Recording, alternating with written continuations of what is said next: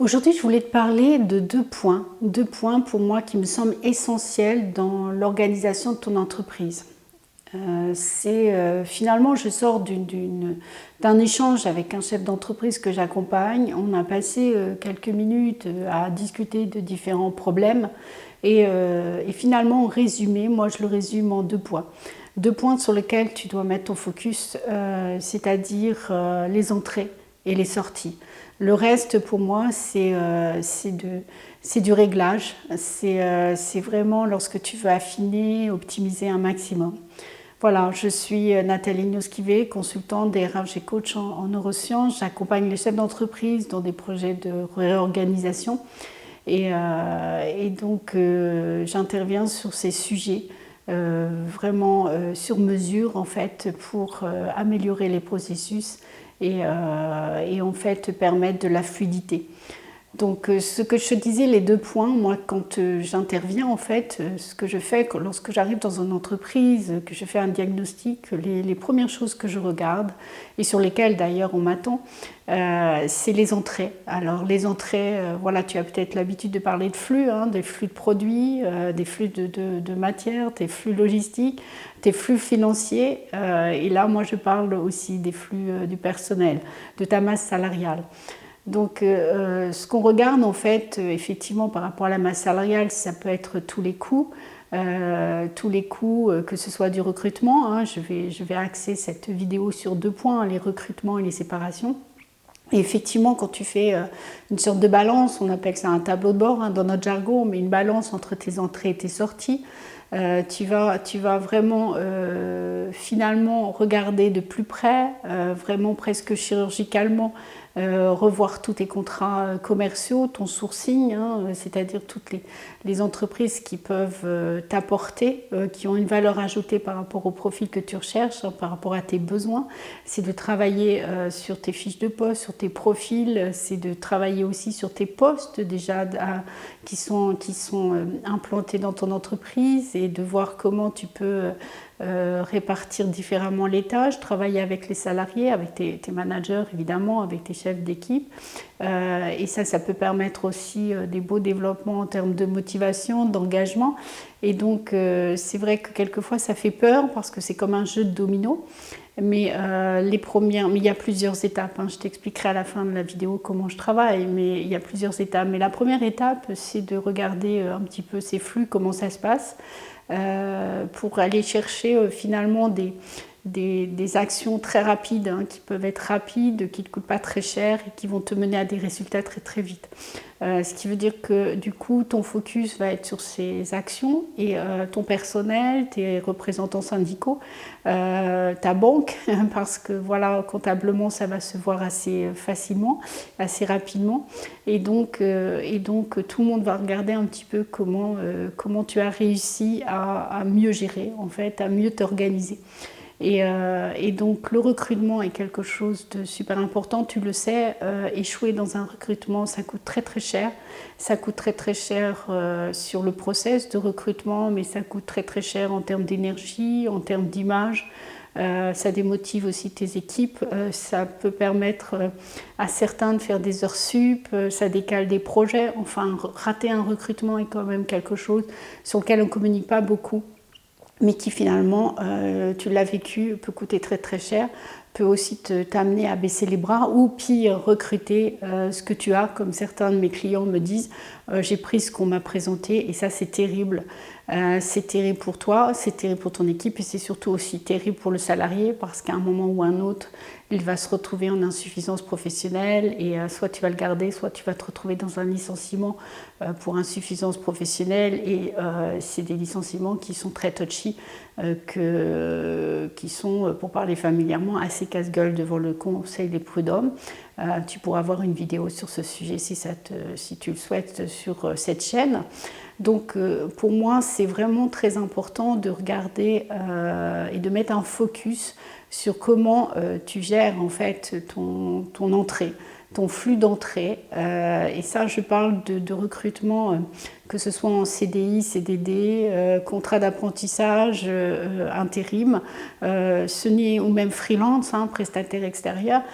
c'est pour moi qu'un statut. Donc l'idée, c'est vraiment de mettre en face, tu connais le discours RH, c'est de mettre en face les moyens par rapport à tes besoins et de trouver les moyens appropriés pour atteindre tes résultats. Donc ça, c'est vraiment un point sur lequel moi, j'interviens très très rapidement. J'y mets un focus. Les recrutements, c'est très important. Tu peux y faire des parcours. Enfin, on pourra rentrer dans le détail si tu le souhaites. Mais c'est quelque chose que tu dois construire, affiner, vraiment faire du sur-mesure. Là, je parle de voitures de luxe, mais c'est vraiment quelque chose sur lequel tu dois passer du temps. C'est un véritable investissement. Et l'autre point, parce que j'ai schématisé en fait les 2 points très importants dans une organisation, c'est finalement tes sorties.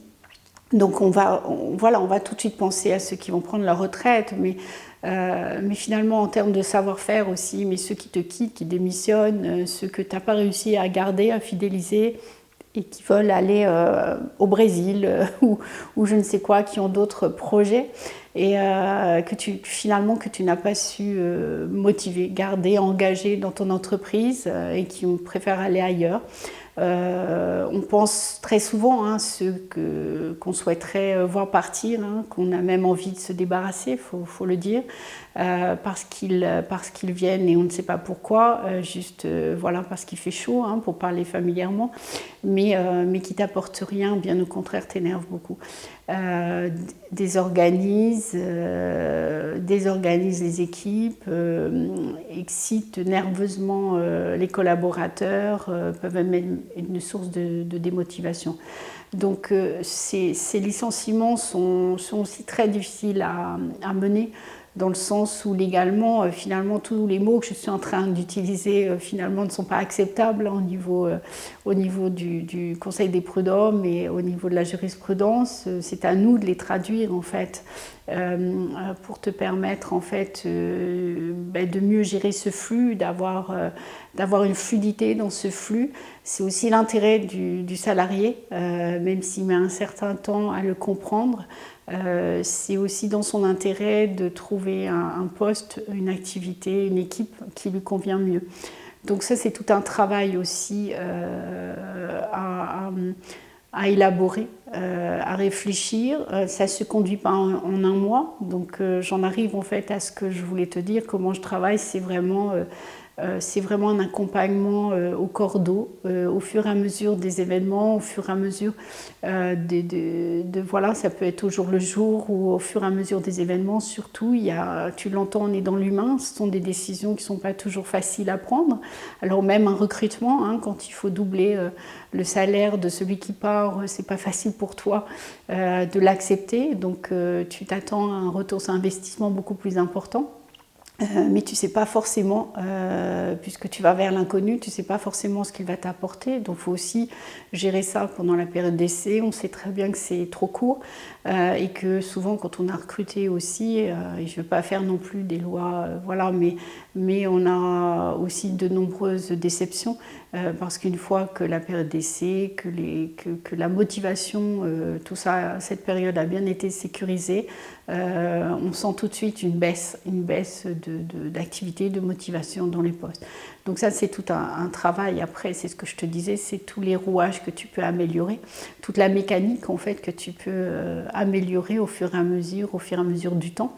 Au fur et à mesure des compétences que tu fais entrer dans l'entreprise et au fur et à mesure en fait, des niveaux que tu atteins. Là, c'est un vocable de coach, mais c'est à chaque fois que tu arrives à un niveau, j'ai envie de dire chaque année, tu te poses la question de tes objectifs, de tes nouveaux objectifs et comment tu peux passer au niveau supérieur. Donc c'est comme cela en fait que j'interviens même de manière très technique. C'est que sur chaque dossier, chaque problématique au quotidien, au fur et à mesure, et ça peut prendre 3 mois hein, de période entre un événement et un autre.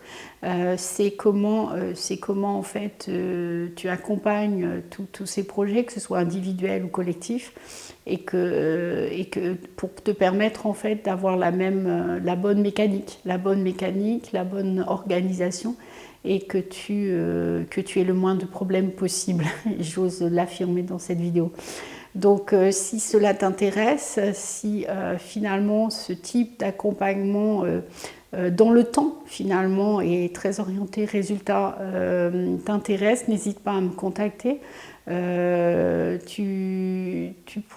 je t'accorderai un rendez-vous d'1 heure, tu m'expliqueras tes problèmes, tes problématiques, on construira ensemble des pistes de plans d'action. Ensuite, tu décideras si tu as envie de travailler avec moi ou non, ou tout simplement le déployer avec tes équipes.